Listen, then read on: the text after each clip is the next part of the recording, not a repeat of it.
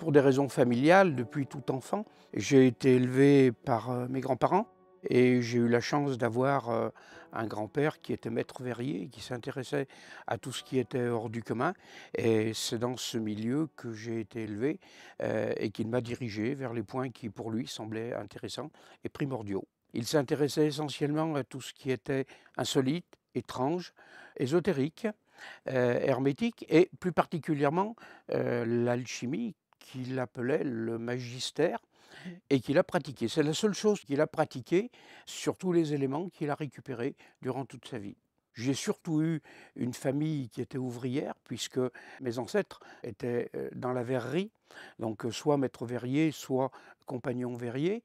C'était essentiellement des milieux ouvriers qui avaient l'art et la manière de travailler le verre, donc ils avaient une profession qui était très intéressante. Donc j'ai été toute mon enfance plongé dans ce milieu et mon grand-père, tant sur son milieu professionnel où j'avais accès parfois, où je le voyais travailler, et en dehors de ça, dans la vie familiale, il s'appliquait à ce que des choses rituelles ou symboliques soient pratiquées, notamment par exemple au moment des solstices d'été, où il attachait énormément d'importance au passage solaire.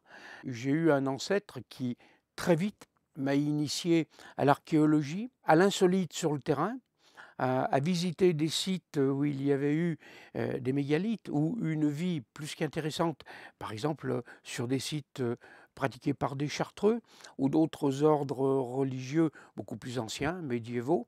Et c'est tout ce milieu agrémenté de toute la littérature qu'il rassemblait. C'était quelqu'un qui était fasciné par les livres et qui m'a passé cette passion des livres. Ensuite, j'avais une confiance aveugle puisque cet ancêtre a remplacé mon papa qui était absent et il m'a enseigné tout ce qu'il avait à m'enseigner sur ces aspects un peu insolites. Mais on dit qu'il y a l'histoire avec un H majuscule, qui est celle qu'on m'enseignait à moi à l'école primaire. C'est l'histoire de France. Mais mon grand-père m'apprenait tout de suite après ça, en me disant l'histoire de France est faite d'histoire.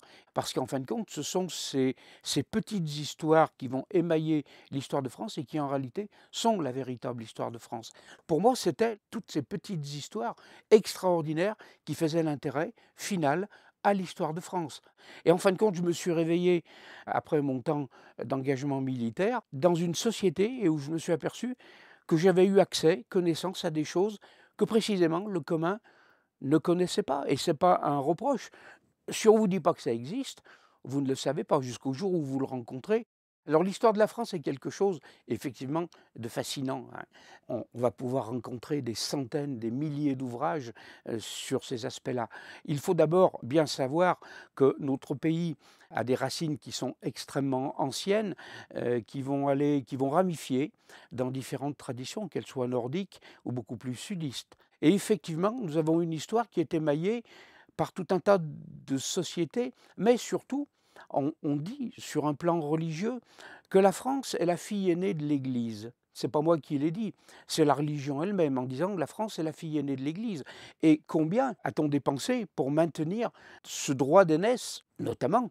On va s'apercevoir qu'on va nous rajouter qu'en dehors de l'Église, point de salut. Et on va massacrer des milliers de personnes pourvu qu'on maintienne cette vision d'intégralité et de supériorité. Nous sommes un pays qui a fondé son savoir, sa puissance, son mystère sur une foultitude de petits éléments. Tous sont venus, comme la nuit des papillons vont être attirés par une lumière, la France a attiré ces petites lumières. Effectivement, il y a une foultitude de petites sociétés ésotériques, mystérieuses, secrètes, discrètes, et qui vont faire tout cet aspect. Mais on va s'apercevoir également que tout ce qui est extérieur va se rapprocher de la France. Nous sommes un terreau, nous sommes un ventre, nous sommes une fécondation. Notre pays est quelque chose d'extraordinaire. N'oublions pas qu'avant l'euro, nous étions le seul pays qui avait une monnaie et qui se rapprochait le plus près possible de son nom, France et le franc. C'est quelque chose d'assez remarquable, un hexagone, et puis tout un tas de petits mystères qui vont s'incruster dans notre territoire. On ne peut pas faire, à mon avis, 40 kilomètres même 30 kilomètres en France, sont tombés sur un mystère. Que ce soit une construction, que ce soit une histoire locale, un folklore, une tradition, un mystère, il y a quelque chose qui va souvent être collé à une histoire beaucoup plus globale, je dirais à une histoire de l'humanité, hein. On ne va pas faire, de détails dans qu'est-ce que l'humanité ou qu'est-ce qu'une société. Nous sommes des hommes, avant tout nous sommes de la race humaine et cette race humaine habite sur une planète qu'on appelle la Terre et sur cette planète qui s'appelle la Terre, nous avons un pays qui est la France et qui aujourd'hui est extrêmement courtisé. Qui n'a pas envie de venir plonger ses racines dans notre passé et dans nos traditions?